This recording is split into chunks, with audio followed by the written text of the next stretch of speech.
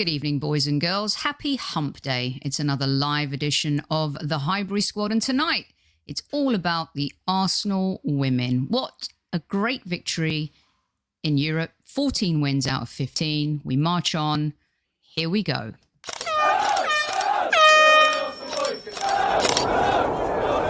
Mind the gap between the train and the platform. Please stand clear of the discussion doors. The next stop is Highbury Squad.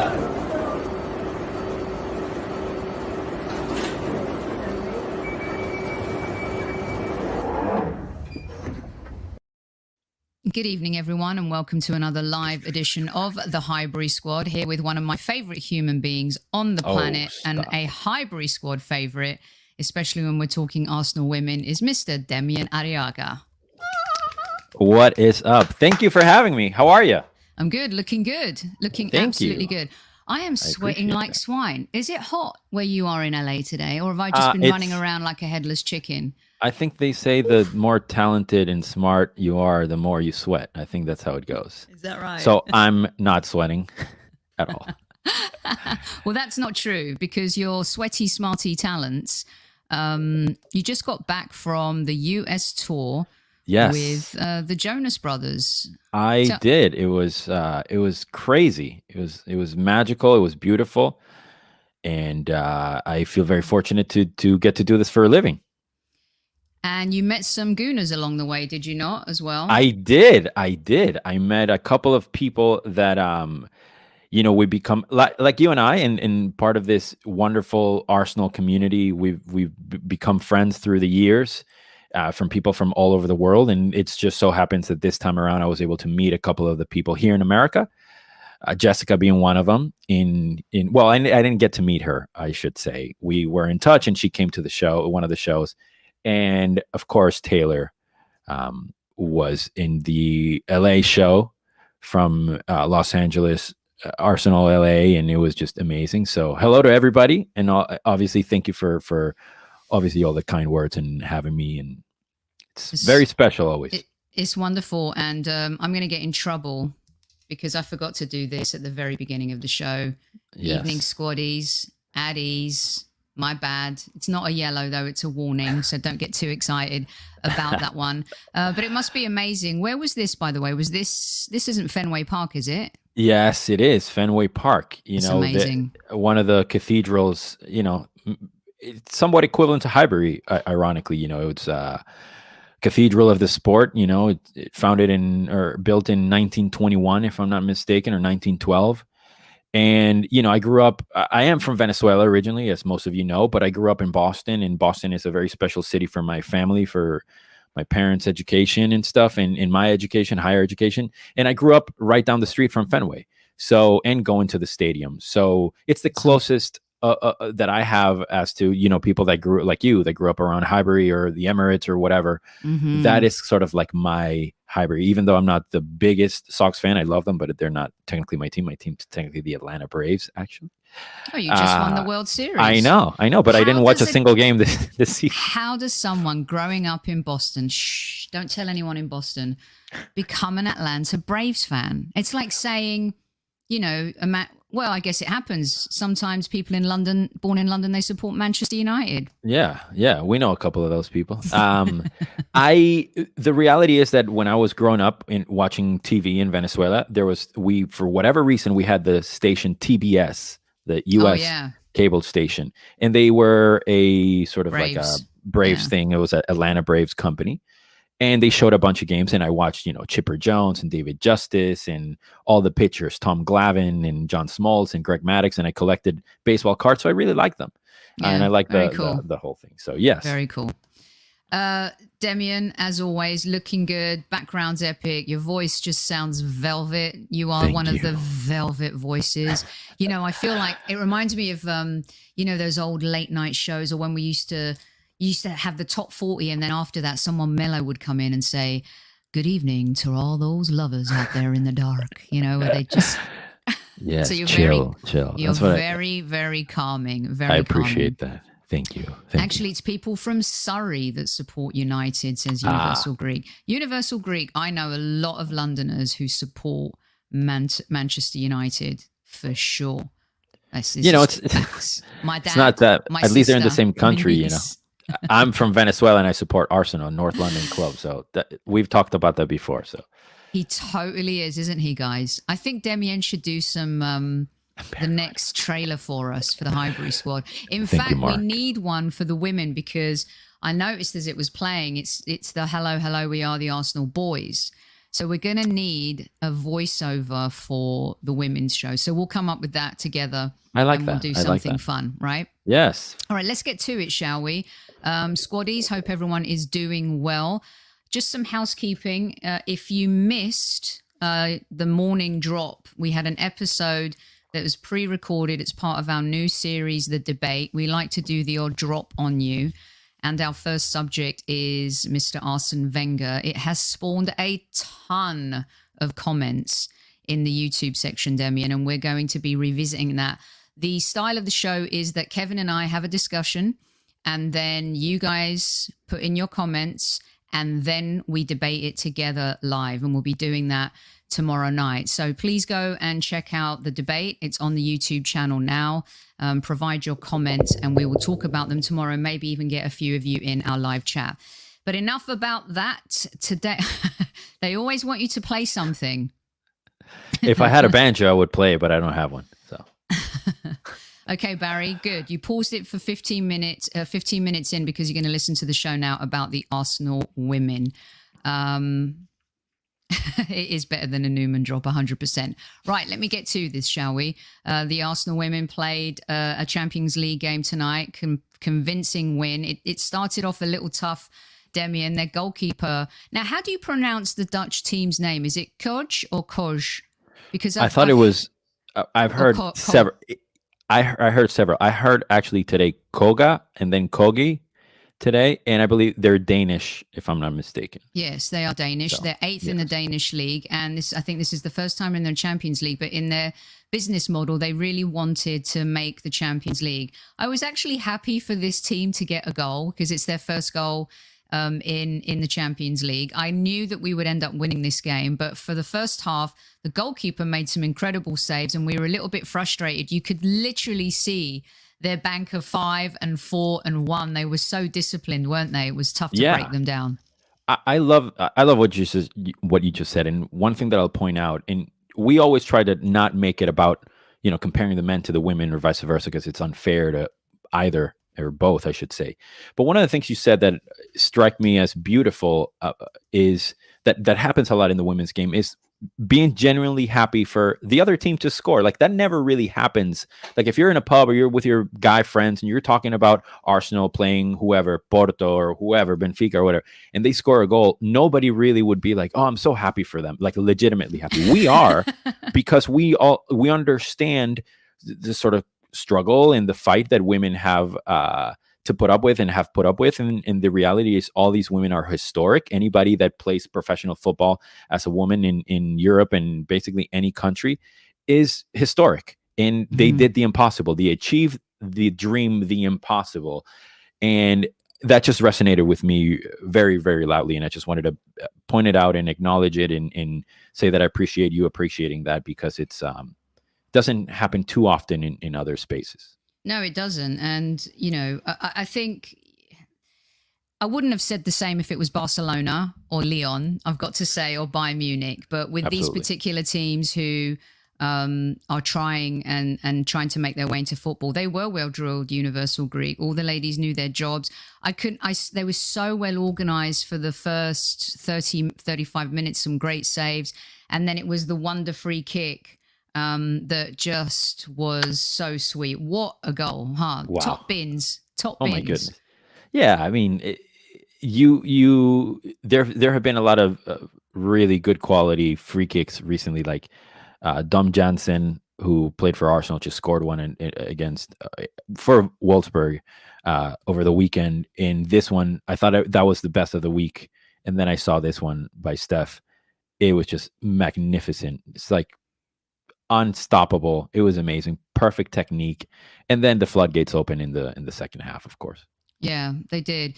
Now, what's interesting to me is, obviously Catley scored.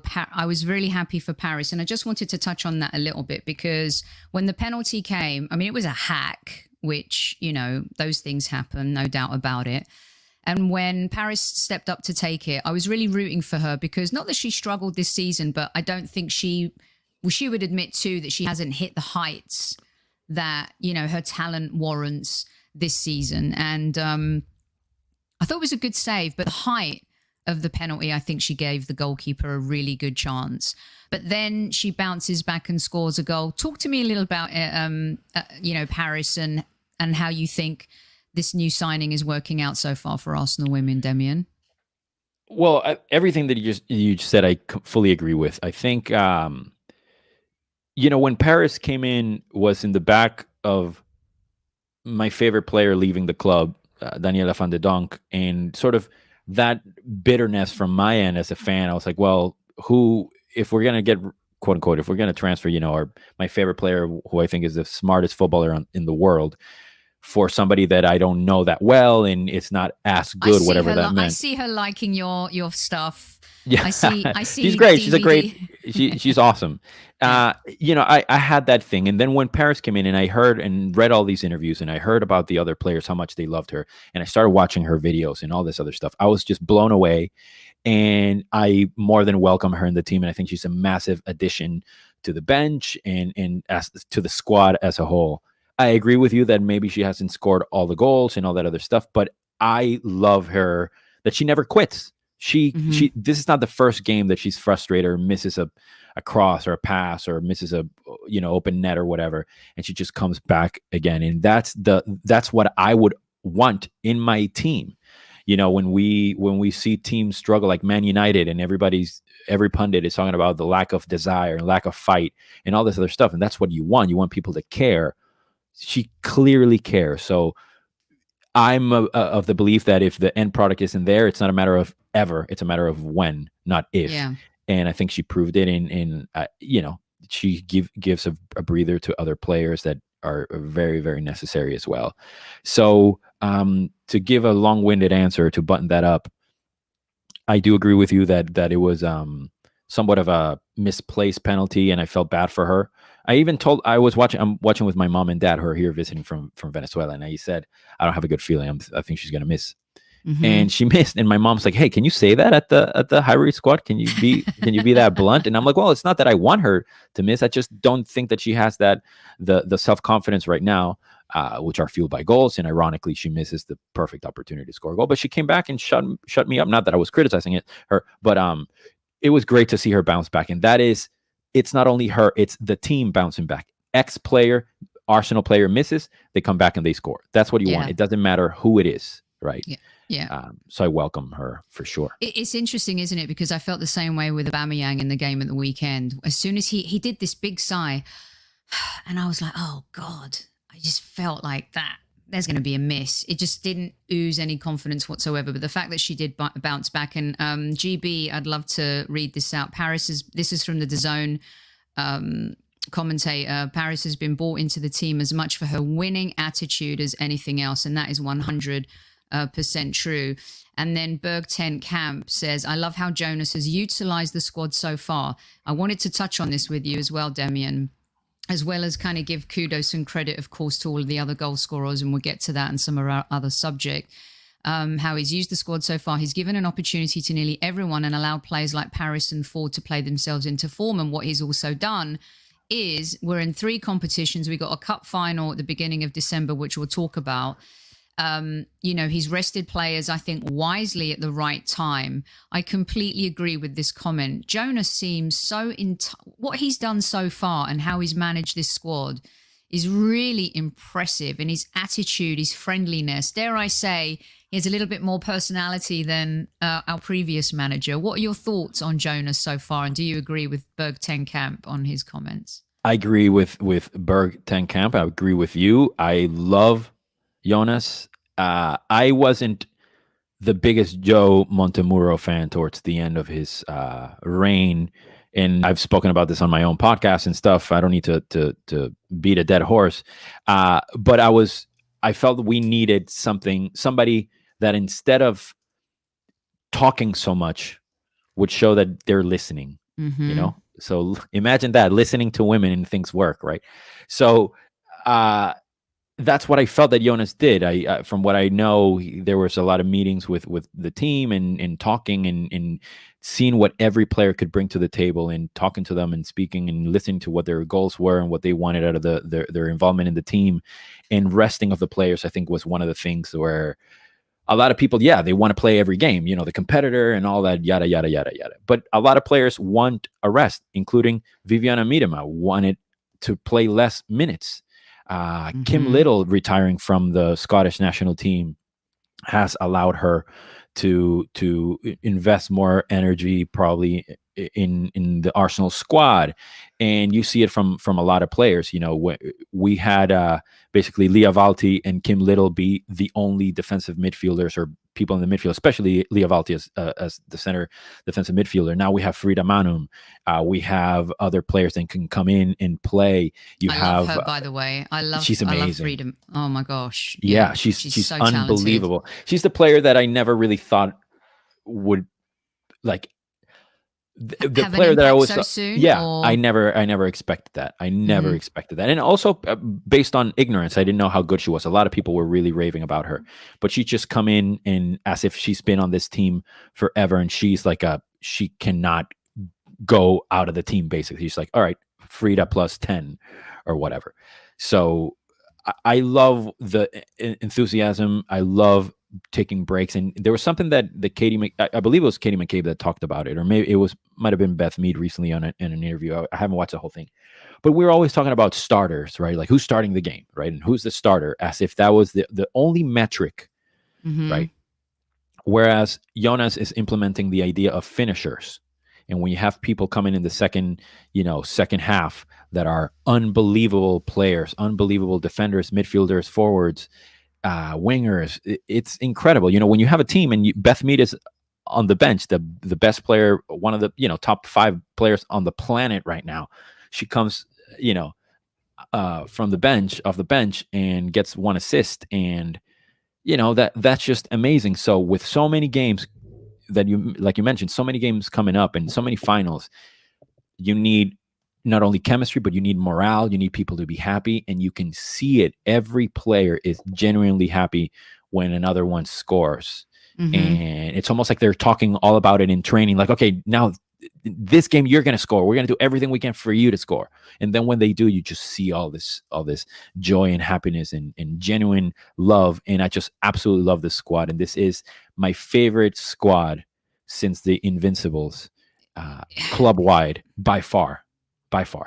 It's it did go stale with Joe, and I think what Jonas has done, and I think the club had to listen, because Miedema was close. I wouldn't say close to leaving, but there was a risk because she was playing so many minutes. The team was so reliant on her, Demian, and rightly so, is one of the best players in the world and an absolute legend already at the tender age of 24, 25.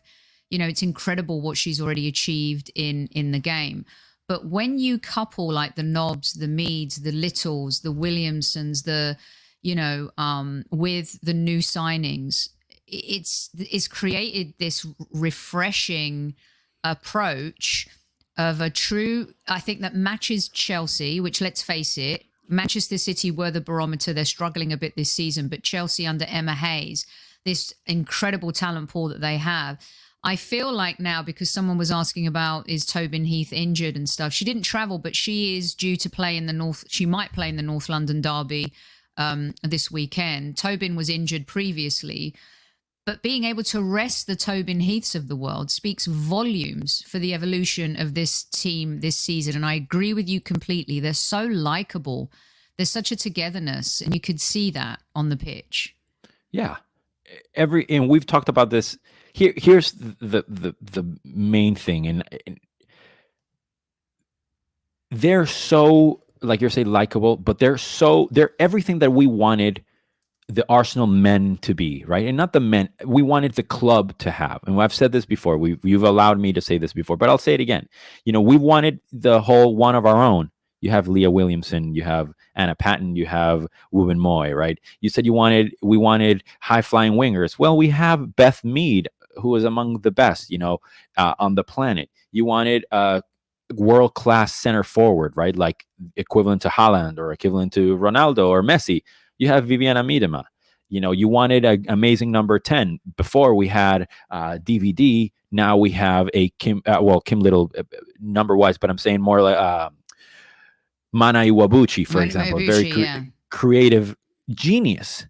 You want she's so technically gifted. I mean, she's so good on the ball. It's unbelievable. You want box to box midfielders. You have Kim Little. You want a versatile world class left back. Well, we have two. We have Steph Catley and we have Katie McCabe, who's playing lights out at the moment as well.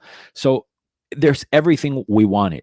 We talk about how back in the day, many years ago, we had many captains in our club, right? The players in our starting 11, a lot of them were captains for their national teams, whether it was Patrick Vieira or maybe Gilberto or Jens Lehmann for Germany. I'm sort of spitballing, but there was a period where we had a lot of captains.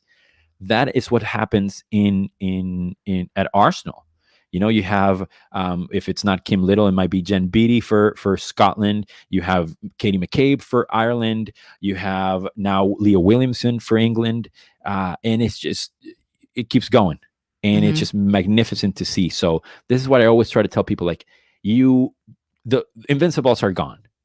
They're gone. They're so far in the past. They're so way before Mesut Ozil was even at the club. Like, don't even get me started. But now you can see that magic. It's there. And I've seen this. I've followed this team for 3 or 4 years, or 2 or 3 years now. It wasn't the same. And even though it had, Jill Roord and DVD, my favorite players, and Dom Jansen, all Dutch players, this is a different thing. There's a different vibe. There's a different spirit. And all I can say is just watch it, or you're going to regret it when they win a title, when they win something very, very special, or they do something magical. You're going to say, like, wow, I've never had an easier chance to support the Arsenal women, and I didn't. Yeah, and I know in the listeners' night, Newman kind of joke about it too, but he's found it hard to transition to women's football. But he's in here tonight, and he's saying he's got to start somewhere. And there are a lot of fans. I think the evolution of Arsenal women, and I think you see the product on the pitch. You can't compare the men's and women's game. You look at the women's game separately, and when you do watch it, as consistently as Demian and as I do, and Demian is much more, he's been a champion of the women's team for years now. It's wonderful to see the evolution, the quality, the Sky Sports deal, the BT, getting involved. The US women's national team had a lot to do with the evolution of the women's game, and Europe wanting to step up, international teams wanting to step up. Now, I would argue the WSL is far superior to club football here. In the United States. And you've got guys like Akindele that talking about McCabe is my female football don. The lady can score from anywhere. You've got Knobs fans in the house. You've got men who support the game as much as women. You've got families now going whenever there's a game at the Emirates, Demian, and they're not playing, in Boreham Wood. People are going, people are seeing it. And when you're in the Champions League and you win 5-1, there's only one Arsenal team in the Champions League right now, and that's our team. And I don't want to get too far ahead of myself here, but, the Champions League, that's a great victory tonight. I don't think there's too much else to say about it. Obviously, great goals. Knobs getting the goal at the end as well. Sweet touch, But if we switch gears a little bit, the treble's on, and also going Invincible is on. Now, I'm getting ahead of myself here, but in the league, this is how important beating Chelsea at the beginning of the season is, guys, in women's football. Because there's 20 games, and when you look at who's great this season, surprisingly, the team we're playing at the weekend that we loathe, Tottenham, have done much better this season, haven't they? You can see every team is trying to catch up to the Arsenals and the Chelseas and the Cities. Tottenham is evolving. West Ham is evolving. A lot of teams are evolving. Before the game against West Ham, I think we had 23 goals so far this season in the league. I'm not getting ahead of myself, but that Chelsea win is everything. Demian, could you imagine having 2 gold championship trophies at the Arsenal? How amazing would that be? That is incredible. And I think there are stats of previous teams under either Vic Akers or other managers where they've gone multiple seasons unbeaten, whereas obviously not the same competition and the same, sort of level and everything that you're saying. By the way, may I just make a brief statement, which is, as much as the women's players have had an impact on the sport here in America, people like you that have been pioneers and have spread the love and have covered the game. It's easy for me to cover the game when I can join and do a podcast and do it in 10 minutes. Not like you when you did it 20 years ago, when there was no avenues open. So you, my friend, as I always tell you, you're a trailblazer. And the reason why, if it weren't for people like you in communications and broadcasting and journalism that cared about the women's sport, regardless of which team and which nation it is, people like me wouldn't have the opportunity to enjoy all this stuff. So I want to thank you for that, for sure. And of course, I lost my track of thought. There are a lot of other women that are, journalists like Molly Hudson and Susie Arak and a lot of other, Tim Stillman, of course. But there are Anu Nand, who's one of our favorites, who's a journalist based out of Boston and Mumbai, who covers the game for us as well. And so yeah. Anyway, carry on. Thank you. Yeah. So the where I would go as far as Invincible stuff comes purely from a feelings thing, right? Based not on looking at the schedule or math or X, Y, or Z. I feel the same way with this team as I felt with the Invincibles. I was lucky enough to watch basically every match of that season when I was in college in Boston.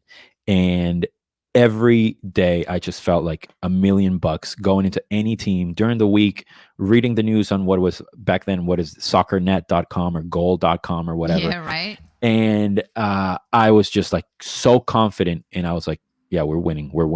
That didn't happen last season or the previous one, especially against Chelsea or Man City, or even when Tobin Heath and Kristen Press were at Man United. It was like, oh my God, what's going to happen? And Joe wasn't using the right lineups in my mind and people out of position. So I'm just such a smug, stuck up, arrogant fan right now because what I'm seeing is the best. And I know I'm going to remember this season for like I remember the Invincible seasons, whether they win something or not. I know. I'm really trying not to get ahead of myself, as I said, but there is something really exciting about this team, and you can kind of feel it. We've got the North London Derby this weekend, Demian, and I wanted to touch on that a little bit because Tottenham have improved, but we definitely own them. I still think this is a game that we should be winning, no doubt about it. What are your thoughts with all the confidence, the goals, and Saludin was just putting up a stat too, which is true, and I'm going to bring it back up for you guys to see. Salaudin, sorry, and if I pronounced your name incorrectly, please forgive me. I think the team have conceded only 3 goals less than they did by this time last season and scored 6 less in the WSL. Interesting stat.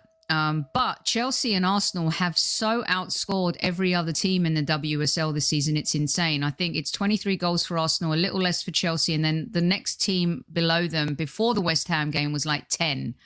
So how do you see the North London Derby going? And what I love is that people that don't ordinarily watch the Arsenal women every week will watch this game. And it all has to start somewhere.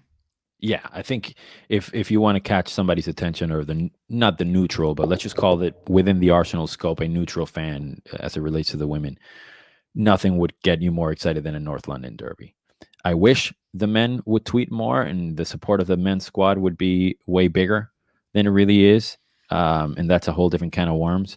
But I like with every team, the first. Can I just interrupt you? You were upset because of Miedema reaching that landmark, and not one of the men's players shared it, did they? Yeah, it was gross, and it was a disgrace, and it made me ashamed of every single player. That and I spoke about this again, and I'm not tooting my own horn or tweeting my own link. But I spoke about this. I did a podcast on this. It just, there's no way you can rationalize to me why the men don't show more love and support. They either don't care about women football, they either or they don't think they deserve a post. They don't want to upset male fans, like as if it were a political post or something like that, like Aaron Rodgers or something. So I can't comprehend it. To me, it's irrational behavior, and I would love to sit down with somebody and have them explain to me why they don't do it. And that brings the morale of the club higher, and it brings awareness to the team. So when you have the most important gooner as far as the women's game be Ian Wright, who retired, 20 years ago or whatever it is, I think there's something broken and something that needs fixing and something that I don't know what has to happen for that to occur. Exactly. Look, Ian Wright with Maria, a legend at the club, and at the women's game. Yeah, the women's game, and that was his profile picture for a while, if not still. That's just beautiful. And imagine if the power that he has over so many people in positive influence. Imagine if that was done by a bunch of people. I remember David Luiz. As much as we criticize him, he was there talking, to the female players and sharing their posts from time to time. And the last one was Petr Cech, of all people, interacting with whoever it was that wore a similar hat to his at training one time. It might have been Steph Catley or whatever. So when you have an ex-keeper that's basically a director of football for Chelsea or whatever it is, a legend for another club that we hate, interact more with our women's team, it creates a lot of noise in my head that is the reason why I'm not waking up at 4 a.m. to watch them play against Aston Villa or whoever. I understand what you're saying, and I wish that and Yo-Yo agrees with you. Great point regarding the support from the men's team, because you know what, as much as women want to kind of stand on their own 2 feet, everything has to start somewhere. And the truth is, even for me, when I was starting to talk football on radio back in the day, I needed men's support, because without the men, I couldn't open doors. I didn't have that path to take. Right. And so it's so important that men do support, women in these areas, because they're the ones who had the power. They're the ones who could really open the doors. And I think that Miedema has as a lot of young women that look up to her, young men that look up to her now. I think, Kerr at Chelsea, we'll talk about her in a little bit. Demian and I can't stand the Chelsea women's team as much as we can't stand the men's Chelsea team. Oh, I mean, that FA Cup final on the 5th, my hair's oh going my up. Goodness. I can't. I want revenge for 2018. I can't wait. And you know what? Emma Hayes, be careful what you wish for, because what did she say? Do you remember? I want Arsenal. Yes. I want Arsenal. And Jonas has really got stuck into the rivalry. Yeah. And he's been giving it some too. And Beth Mead has never not scored against Chelsea, by the way. Chelsea, right. Yeah. And they beat us 3-1 in that FA Cup final, and it was brutal. It was just one of those... It was indicative of the Arsenal at that time, wasn't it, really? Correct. Yeah. It was a deserved win for them. It was. They did deserve it. And that was Emma Hayes, that was an incredible season for Chelsea and stuff like that. But, why don't... Now I've got it. Now I'm there. I want to put a picture up as well, because, Demian, I can't wait for this game. Oh, it's going to be incredible. Put it on your calendar, kids. It's Chelsea v Arsenal. It's the Women's FA Cup final on the 5th of December. Chelsea are going to be looking for revenge after we slapped them in the first game of the WSL season. Emma Hayes wanted us, like I said, and we're looking for revenge too. Demian, talk to me about this match.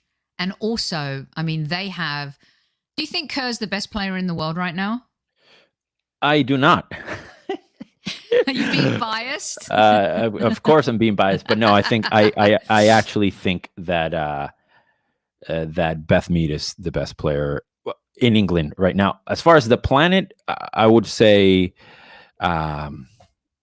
Putellas for Barcelona is just playing incredible.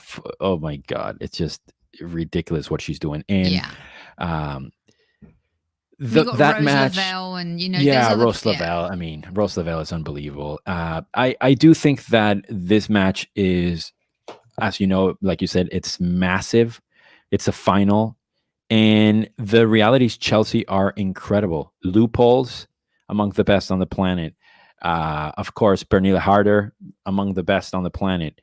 The list goes on. Sam Kerr, and when it's not Sam Kerr, it's Beth England. I mean, it's just ridiculous. But we have all these. They don't have Viviana Miedema. They don't have Katie McCabe. They don't have Beth Mead. They don't have Kim Little, who everybody that plays with her and against her says she's the best that has ever done it, basically. And we have her, and she's a captain on our team. So I have a lot of confidence. I think it's going to be a good match, football match, regardless of who wins. As ridiculous as that sounds, it's going to be a spectacle. It's going to be amazing, and I just cannot wait to see them. And I think our girls deserve a trophy. It's been a long time, and God damn it, I deserve my team's winning a trophy, my football team winning a trophy. Yeah, and I agree with you, Berg. Jonah's celebration pissed off Emma. It was so epic, though. But so she gives it, and who wrote? I think GD just wrote, she gives it. She does, and she's called for it now. She's put it out there. So she's a brilliant footballing genius. Yeah, her punditry is unbelievable, and that's what you want.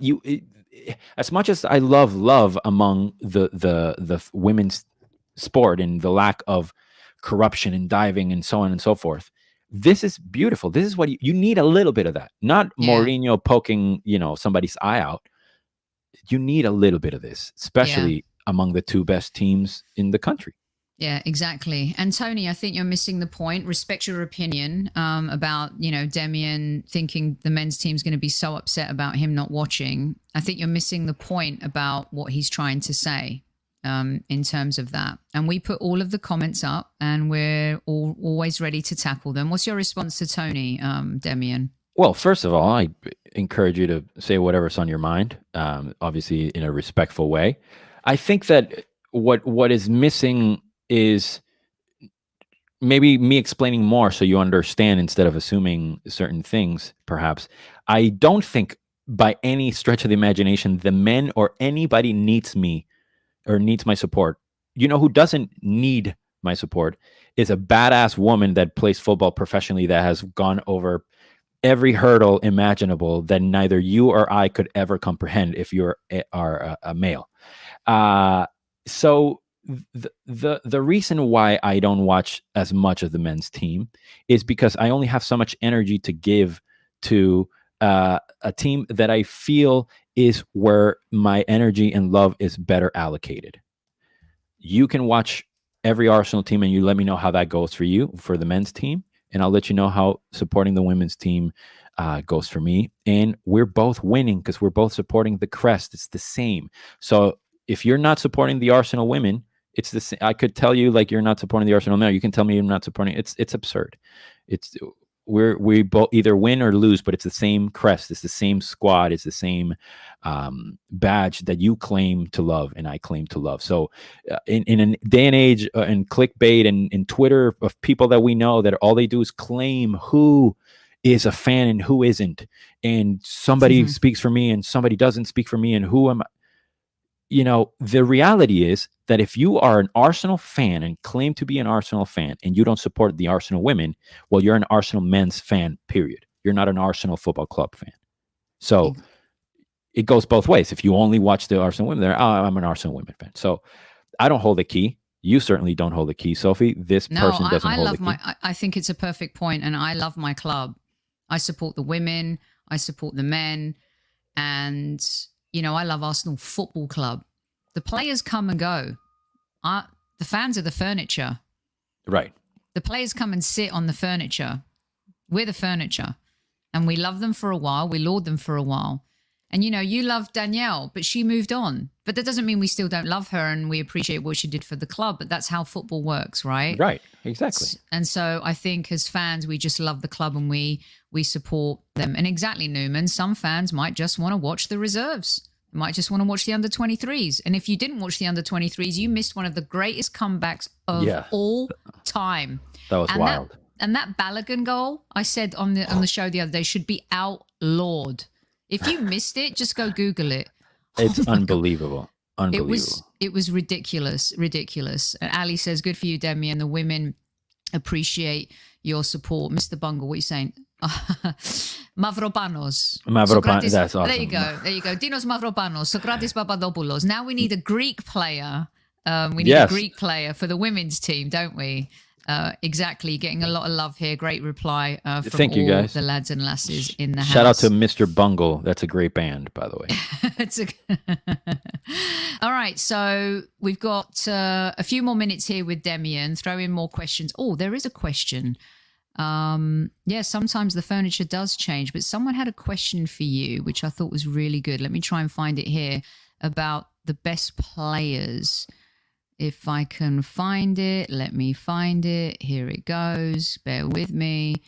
I will. And if I can't, then please just repost it. Too Extreme wants us to be in. The Williams sisters could beat men at tennis. Absolutely, they could. Oh my God, I can't wait to see that movie, by the way, with Will Smith and the girls. I think he was asking you for your top 3 players. Is it at Arsenal or world football? At Arsenal. I would say Viviana Miedema, the GOAT, Katie McCabe, and she's having the best season as far as, for me, Beth Mead, but I would say Leah Valti, pound for pound. They're, I think, the best players. I mean, what Beth and there's Mead Kim is Little, doing, and there's Leah Williamson, and there's, oh my goodness. What Mead is doing at club and international level this season is insane. It's absurd. And coming back from all the obstacles she had, we're talking about somebody who didn't get called up for the Olympics, who during the whole pandemic season had horrible injuries. So then you have, not getting called up. You have your partner in Danielle Van de Donk leaving the country. You have your good coach that basically shifted you from a number 9 to the wing, rediscovering your football. You have missing your family. You have X, Y, or Z. And then, things started falling into place. And then what do? You set your mind straight. You train harder. You eat better. You don't get injured as much as control as you can have. But you know what I mean? So to see that journey and that change, it's absolutely amazing. And I've been calling her having the best season before the season started. And I've just been lucky that has happened. It's not like I have inside knowledge of the future, of course. But I'm really, really happy for her and happy that she plays for Arsenal. Yeah, I'm really happy for her too. Definitely. Demian, if we beat Spurs by more than 5 goals, can you play another one by the dust on your bass, please? I promise you. It's one of the only bass songs that I actually know. Yeah. I have to make sure that we allow for that next time. Mead, Williamson, Little, and McCabe have been the most informed so far, says Matthew. Do you agree with that, Demian? I do, and they. It's interesting because I read those names and I'm like, I'm going to make a comment about how important the spine of a club is. But we haven't spoke about Manu Sinsberger, who's been a great goalkeeper for us this season. Oh my gosh. Outstanding. Between her and Ramsdale, let's just put our hands together. Oh my goodness. Yes. We've been so lucky with them, and the especially the growth again from Sinsberger and having this notion of having to play, on the ground and all this other stuff. And this has changed slightly with Jonas, and he's played to her strength. So Williamson, Little, that's your spine. And Viv is playing slightly different this year. She's we know that Viv, number 10, right? Yeah. And you kind of have to really when DVD or Jill Roord, there's something that a lot of people know is she's been playing with Jill since they were, I think, 11 or 9 in most squads. Bayern Munich, they've played together, obviously the Dutch national team. And she likes playing as a number 10. That's her preferred position, which is absurd. It's like Ronaldo-esque, when you have people that want to be a number 9, but they're in the wing, or vice versa. And so she's enjoying it though too, it seems, as well. And yeah, and Cancun here says the fact that Viv can be used as a substitute threat is quite telling in a really good way. it is. She doesn't have to play every game because she doesn't like scoring 7 goals against a team. She doesn't have to do that. But if she's played off the bench here and there, and she's played more as a number 10 and drops deep and works on that in real time, sort of like experiential learning when she hasn't done it a lot in the Dutch national team and for Arsenal, that can only be good thing. That can only mean something good for us as a team and as a squad. So I'm just beyond excited for this club this year, and I'm proud to be a supporter, and I'm happy. It's like when you hear about the FA Cup in or the old FA Cups or the '89, and you weren't there and I wasn't there. Like, this is the kind of stuff that I feel like is brewing with this team this season. Yeah, and let's see. Let's answer this together. Do we reckon we are not on the level of Barcelona and Lyon at the moment after watching our last game against them? Listen, in Europe, they're the barometer, aren't they, Demian? Barcelona are so... There's a reason why we got spanked by Barcelona. And I think if we played them now, do you think it would be a little bit different? Because we did play them in the early tenure of Jonas. It was very early in the tenure. And we hear this cliche, we gave them too much respect. And that's what would happen with the Barcelona teams back with Messi and Busquets and Xavi and Iniesta. Get spanked. They would get spanked. But then you would have the odd Espanyol team, a derby. They would just go against them and they would beat them, or they would tie. So I see Barcelona with respect the same way as I see Lyon with respect, or Wolfsburg. But it's not like I'm scared of them. Like, oh my God, yeah, we're gonna get crushed. I think that the best thing that could have happened to us is play them early, because we know what to fix. We would know who to like. It's almost like we might be resting or doing all this stuff for the Barcelona game or for this Chelsea match, the next few games. So, Demian, they're asking if we can beat them. Of course, yeah, absolutely. Koge only lost them 2-0. So we just beat Koge 4-1 or 5-1, whatever it was. So. Of course, I think the same way that any team can beat any in the Premier League or other leagues in the world. We've seen, teams beat Real Madrid with, Casemiro and Modric and Toni Kroos on the midfield, which you wouldn't think they could ever lose a match, and they lost against Ludo Goretz or whoever it was many years ago. And so, of course, we can beat them. Barry, we have Viviana Miedema. Like, come on. Well, here's a question for you about Viv, and a couple more questions for you before we jet off, you guys. Are you worried that Viv isn't starting also because we're preparing us for if she moves on at the end of the season? I don't think that we have think that way right now, right? I think it's a great question. I don't think that that's how football works. And I don't mean to imply that you don't know how football works, Barry. What I'm saying is that I don't think that's how you prepare. I think football is a little more cutthroat than that. If you play her every game, because then if it's bad enough for them leaving at the next season, why poop on ourselves before she leaves? We'll deal with that when she leaves, right? Just play the crap out of her. And then, whatever, we'll deal with her. I mean, we played Sanchez at Liverpool before we, gave him away to Manchester United. We do that all the time, over and over and over again. The Arsenal podcast says playing Barca at the Emirates is good and bad, great for the fans and the players, but it'll benefit Barca. Bournemouth would have given us more chance to win. Do you agree with that? I 100% agree. I think that's been one of my favorite interactions of the chat so far.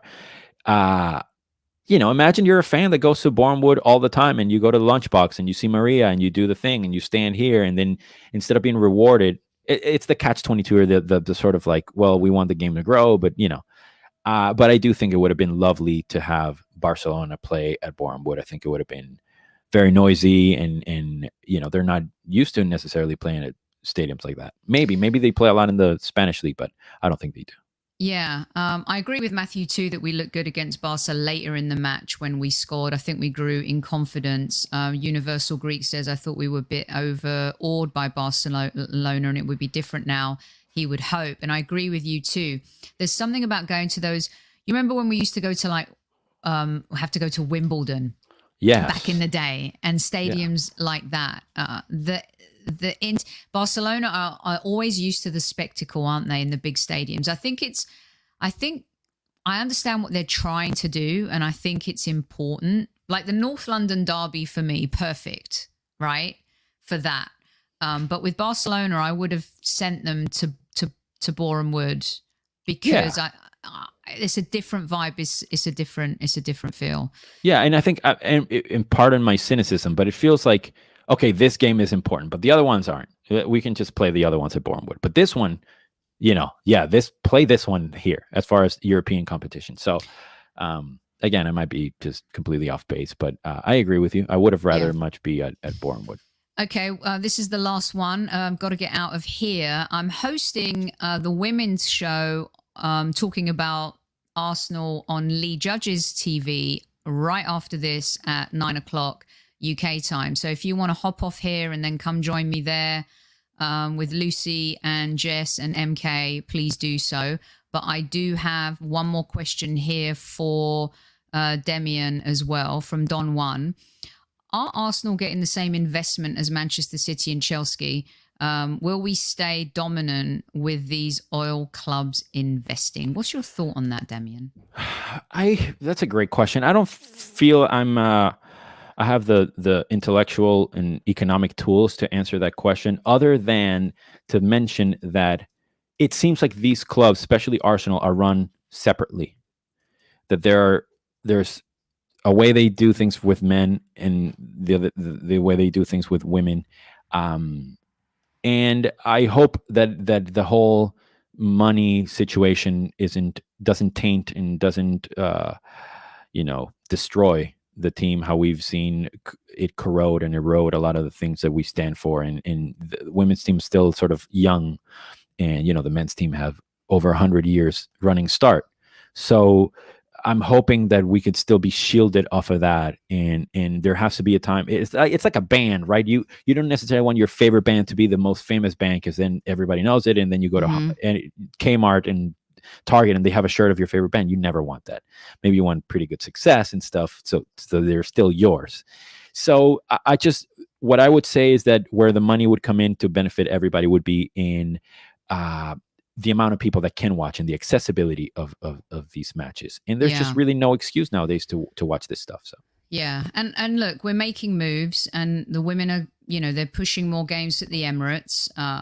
I know there was concern about the training facility side of things, but you can see the evolution of the game. You look at the investment that we've made in the off season, the players that we've bought in, and we've not just bought in average players. We've bought in at least, 2 legendary players in the US and Japan. I mean, these are World Cup winners. Class, yeah, exactly. And so, yes, I agree with you, Tammy. Great knowledge, Demian. Love having you on the show. He will be back quite a few times over the next. Now he's not on tour. You'll be seeing a lot more of Demian and us talking about Arsenal women. Let them know where they can find you. Let them know where they can dig your stuff. Thank you. Thank you again for having me and for allowing me to be a part of this space with Sophie and of course the one and only Kevin Campbell, who I salute and I pay my respects to, who also supports the Arsenal women. You can find me on Twitter and Instagram at Demian Arriaga. And if you want to hear my podcast, it's called That Arsenal Women Podcast. And it focuses not on stats or match reviews, but more of my love for the game and how I feel like I can help spread the love and grow the women's sport, and hopefully encourage people to do something other than just watch the matches, but start a podcast, start a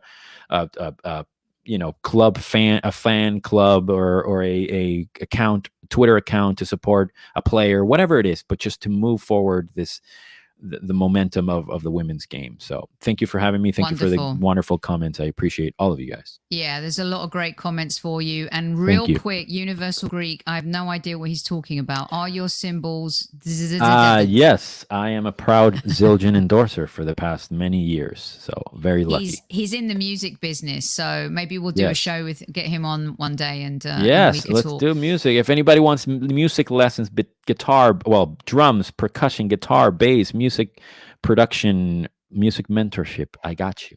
Yeah, he certainly does. Thanks to everyone who's tuned in and listened. Really appreciate you. If you want to carry on talking a little bit of football from women and men, join me over at Lee Judge's channel. Now, Demian will be back very, very soon for a little bit more Arsenal talk. Hopefully we can have a chat after the North London derby, Demian. Yes, let's do that, my friend. Thank you for having me. All right, lots of love. Take care. And to everyone, at ease, squaddies.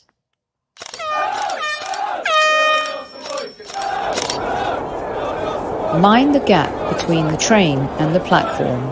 Please stand clear of the discussion doors. The next stop is Highbury Squad.